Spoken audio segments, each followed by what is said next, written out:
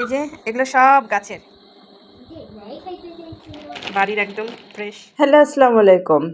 আমার ভাই ও বোনেরা সবাই কেমন আছেন? নিশ্চয়ই আল্লাহর রহমতে প্রত্যেকে ভালো আছেন। আলহামদুলিল্লাহ, আমরাও ভালো আছি। এই যে বাড়ি থেকে আমার মা কার্টুনি করে কি ফাটাইছে, এটা আমার মেয়েই খুলবে আর কাউকে খুলতে দিবে না। এজন্যই মূলত প্রায় ওর যুদ্ধ শুরু হয়ে গেছে। ও টেবিল থেকে আনতে পারতেছিল না, তবুও আনতে হবে তাকেই, কারণ তার নানি তার জন্য পাঠাইছে।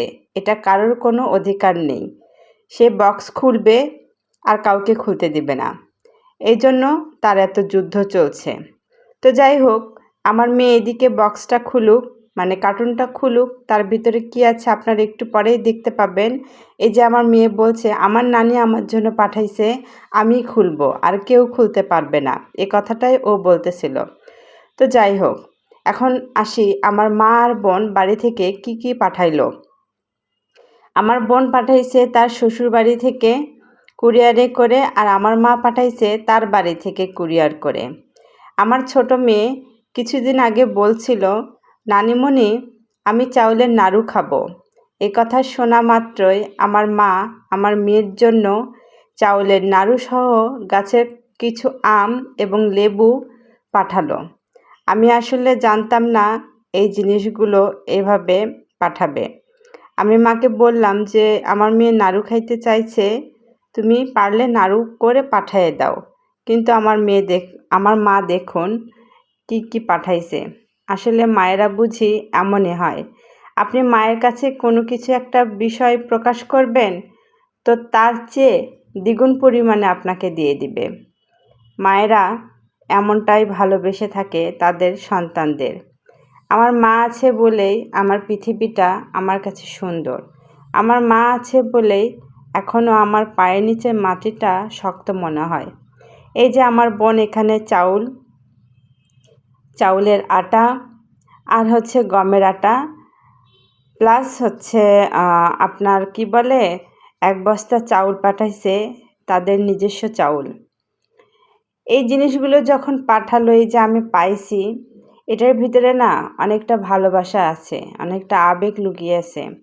আপনার মার যাই থাকুক সেটা আপনার থাকবে, আপনার বোনের যাই থাকুক সেখান থেকে আপনার বোন আপনার জন্য কিছু হলেও মানে করবে আর কি, এটাই। মা বোন ভাই বোন এই যে আত্মীয় স্বজনগুলো না, সবাই কেমন জানি অতপ্রতভাবে নিজেদের সাথে জড়িয়ে থাকে। কিন্তু বর্তমান পরিস্থিতিতে এখন এমন একটা অবস্থা দাঁড়িয়েছে, সম্পর্কগুলো কেমন জানি নষ্ট হয়ে যাচ্ছে। না ভাই ভাইয়ের সাথে, না বোন বোনের সাথে। সম্পর্কগুলো কিভাবে ধীরে ধীরে টাকার কাছে বিক্রি হয়ে যাচ্ছে। আপনি দেখেন, আপনি যার জন্য যা করতে পারবেন ততক্ষণ পর্যন্ত সেই মানুষটি আপনাকে ভালোবাসবে বা আপনার গুণগান গাইবে, কিন্তু যতক্ষণ আপনি দিতে পারবেন ততক্ষণে। আর যতক্ষণ দিতে পারবেন না ততক্ষণ পর্যন্ত তারা আপনার পিছনে ঘুরবে না, কোনো কিছু করবেও না। তারপরেও কিছু কিছু সম্পর্ক থাকে সব কিছুরই ঊর্ধ্বে। তো যাই হোক, আমার মা পৃথিবীতে আছে বলেই আবারও বলছি, আমি হয়তো বা এখনও আছি। আমার মা আছে বলেই এখনও আমার কাছে পৃথিবীটা অনেক রঙিন মনে হয়। কিছু মনে করবেন না, গলাটা ভারী হয়ে আসতেছে। আমি আমার মার জন্য কিছুই করতে পারি না। মাকে যে কি বলবো, বলার ভাষা নেই। একটা সন্তান হয়ে মায়ের জন্য যদি কেউ কিছু করতে না পারে না, তার মতো কষ্ট মনে হয় আর কিছু নেই। আমি এমন একটা সন্তান যে আমার মায়ের জন্য কিছুই করতে পারি না। সবাই একটু আমার ভয়েসটাকে ইগনোর করবেন, কেউ কিছু মনে করবেন না। আসলে আবেগে এরকম হয়ে গেছে। তো যাই হোক, আমার মা এই যে নাড়ুগুলো সুন্দরভাবে করছে। আমাদের এইদিকে মানুষ এই নাড়ুগুলো খুব খেতে পছন্দ করে। তো আমার মেয়েও যে পছন্দ করে এটা আমার জানা ছিল না। তো যাই হোক, আমার আজকের এই ভিডিওতে তারাই লাইক করবেন যারা যারা মা বাবাকে অনেক অনেক বেশি ভালোবাসেন, এবং এখনও পর্যন্ত যারা যারা মা বাবার জন্য কিছু করতে পারেন নাই, তারা আমার এই ভিডিওতে লাইক করবেন।